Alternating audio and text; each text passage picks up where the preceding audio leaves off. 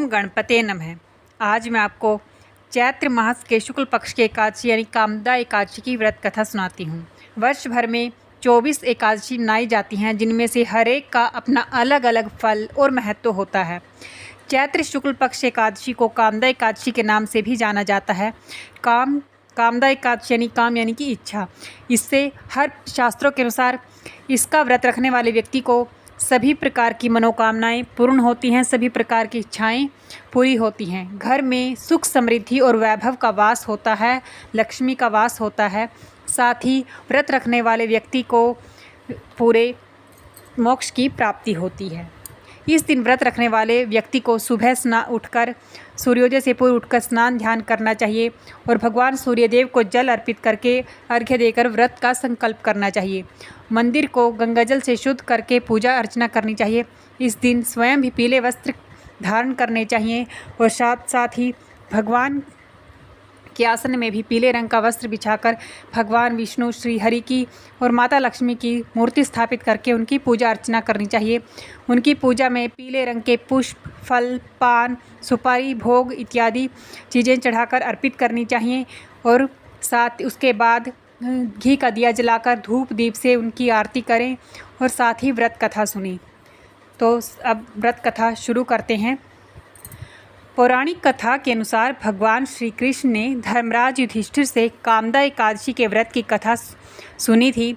इसके अलावा भगवान श्री राम के पूर्वज राजा दिलीप ने भी कामदा एकादशी का महत्व और कथा गुरु वशिष्ठ से सुनी थी। कथा के अनुसार प्राचीन काल में पुंडरीक नाम का राजा राज्य करता था। वह भोंगीपुर नगर में रहता था।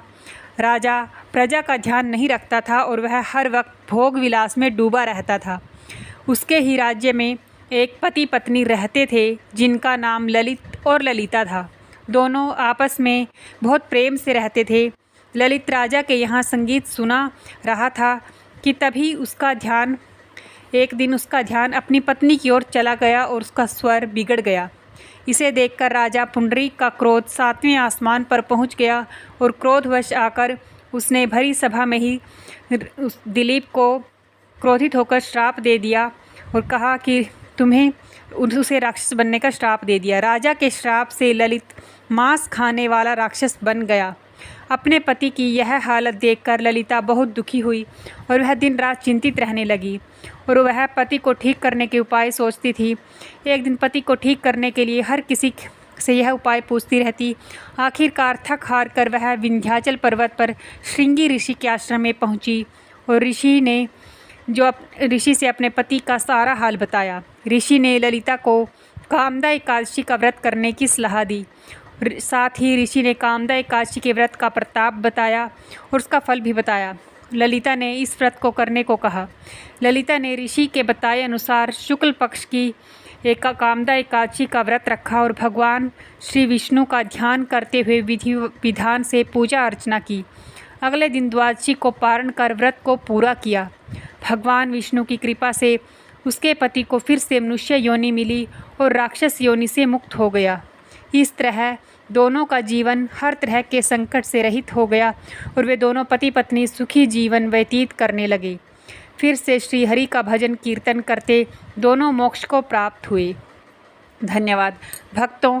यह वीडियो अगर आपको ज़रा सी भी अच्छी लगी हो, कथा अच्छी लगी, तो प्लीज़ चैनल को सब्सक्राइब कीजिए और वीडियो को लाइक और कमेंट बॉक्स में ओम नमो भगवते वासुदेवाय अवश्य लिखिए। धन्यवाद। जय श्री राम।